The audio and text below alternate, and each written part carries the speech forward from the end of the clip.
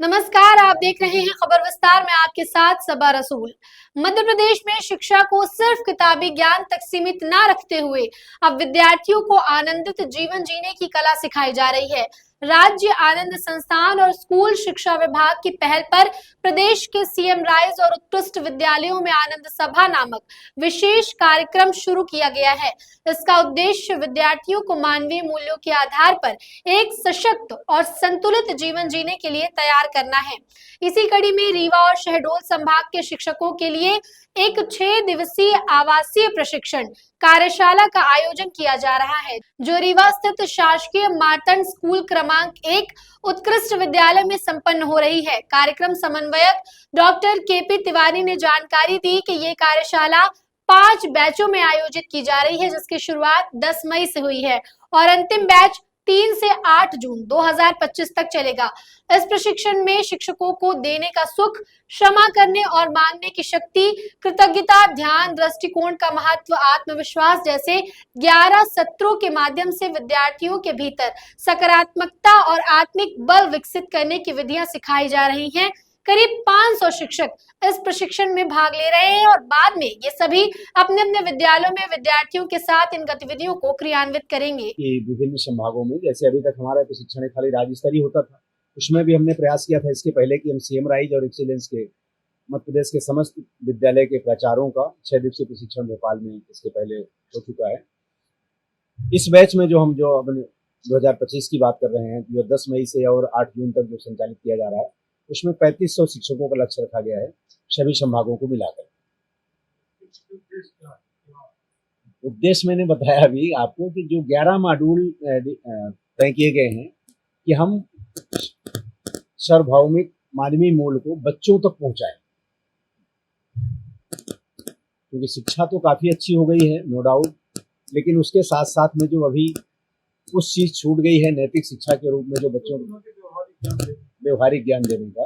तो जैसा कि अभी आप देख रहे हैं कि सार्वभौमिक मानवीय मूल्य, ये AICTE टेक्निकल एजुकेशन में पहले से लागू था, अभी स्कूल शिक्षा विभाग में मध्य प्रदेश में लागू किया गया है और अभी 6 मई को हायर एजुकेशन के साथ में भी आनंद विभाग का MA हुआ है। उम्मीद है कि अगले साल तक उसमें भी हम हायर एजुकेशन में भी इसको पहुंचा पाएंगे। और AICTE जो आपने सुना होगा, तो टेक्निकल एजुकेशन में ऑल ओवर इंडिया ये शिक्षा नीति जो 2020 नई शिक्षा नीति लागू हुई है, उस शिक्षा नीति के तहत टेक्निकल एजुकेशन में संपूर्ण भारत में ऑलरेडी लागू हो चुकी है। और इसका कारण अभी तीसरा बैच चल रहा है। जैसे पहला बैच हमारा 10 मई से चालू हुआ था, तो 10 से 16 मई तक था, और दूसरा बैच 17 से 21 तक था, और कल 22 से तीसरा बैच है। पहले बैच में हमारे जो थे तो 84 शिक्षक थे, दूसरे बैच में 86 थे, और इस बैच में 77। नेक्स्ट बैच अभी 2 और है।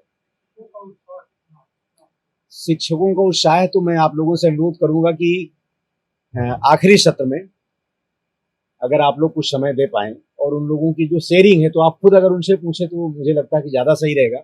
मैं इतना आप लोगों से कहना चाहूंगा कि पहले दिन जब आते हैं तो उनको बड़ा थकान सी महसूस होती है कि गर्मी की छुट्टी में भी हमको बुला लिया गया, तो बड़ा थोड़ा सा वो रहते हैं। लेकिन दूसरे दिन वही शिक्षक ये बोलते हैं कि सर हमको पहले क्यों नहीं मिला।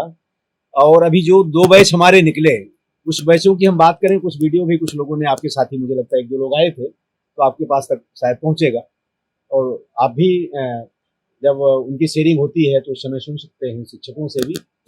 विशेषकर जो आखिरी दिन हमारा समापन का रहता है, उस दिन हम शेयरिंग का वो रखते हैं।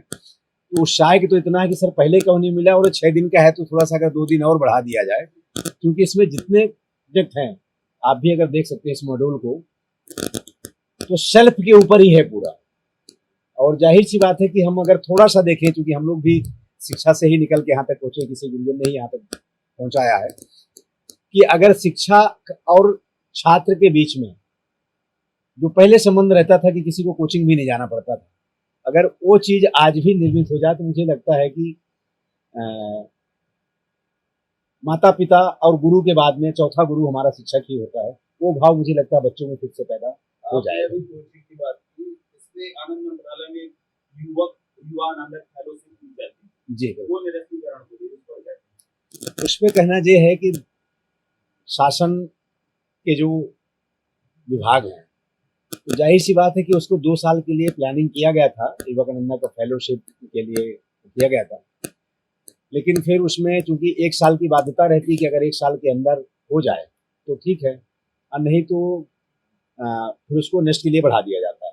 तो अभी फिलहाल उसको नेक्स्ट कर दिया गया है, और उसमें जो 300 रुपये फीस ली गई वो भी रिफंड करने का सभी लोगों से उनका बैंक अकाउंट मंगवाया गया है, और उनकी फीस वापस कर दी जाएगी जैसे ही नेक्स्ट अप्रूवल मिलेगा। यह कार्यक्रम जो है तो राज्यानंद संस्थान आनंद विभाग और स्कूल शिक्षा विभाग के सहयोग से पूरे प्रदेश में संचालित किया जा रहा है। 10 मई से लेकर के और 8 जून तक अलग अलग संभागों में, जैसे रीवा के पैरेलल में उज्जैन, इंदौर, ग्वालियर, जबलपुर, सागर, इसमें प्रत्येक संभाग में 5 बैचों में 5 बैच अलग अलग बनाए गए हैं 6 दिवसीय आवासीय प्रशिक्षण में। तो प्रत्येक संभाग से 500 शिक्षकों को अभी प्रथम चरण में हम प्रशिक्षित कर रहे हैं, और उसका उद्देश्य ये है कि हम बच्चों के साथ में इस कार्यक्रम को पहुंचा सके। आनंद सभा के नाम से स्कूल शिक्षा विभाग ने डिसाइड किया है कि आनंद सभा के नाम से जो हमारा नेक्स्ट सत्र होगा उसमें एक पीरियड हमारे शिक्षक लेंगे, और उसका जो मॉड्यूल तैयार किया गया है 11 मॉड्यूल तैयार किए गए हैं। उस 11 मॉड्यूल में बच्चों में जो अभी थोड़ा सा नैतिक शिक्षा को लेकर के दूरियां बढ़ रही हैं, तो उसमें देने का सुख, क्षमा करने की शक्ति, क्षमा मांगने की शक्ति, कृतज्ञता की शक्ति, दूसरों में अच्छाइयाँ देखने, स्वीकारता का महत्व, ध्यान की शक्ति, संकल्प की शक्ति, दृष्टिकोण का महत्व, चिंता का कोई लाभ नहीं एवं आत्मविश्वास से संबंधित इस टाइप के 11 मॉड्यूल बनाए गए हैं, जो कि अगले सत्र से हमारे जो यहाँ शिक्षक प्रशिक्षण ले रहे हैं वो छात्रों तक पहुँचाएंगे। तो इस उद्देश्य से सभी जगह यह प्रशिक्षण संचालित किया जा रहा है। अब इसमें हम एक चीज़ कहेंगे कि हमको बल्कि रीवा का अगर हम कहें तो यहाँ जो स्टार्टिंग का जो फर्स्ट दिन रहता है वो थोड़ा सा मुझे लगता है कि रीवा है, और दूसरे तीसरे दिन से उन्हीं शिक्षकों का इतना अच्छा सहयोग मिलता है, और हमारे फुल सत्र में लोग उत्साहपूर्वक रहते हैं। तो लोगों की जो थोड़ा सा धारणा है, अगर पूरे मध्य प्रदेश की बात करें कि रीवा थोड़ा सा क्या अलग है क्या, तो मुझे तो नहीं महसूस हुआ कि अलग है। हमारे जैसे अन्य जिलों में प्रशिक्षण चल रहा है उसी प्रकार रीवा में।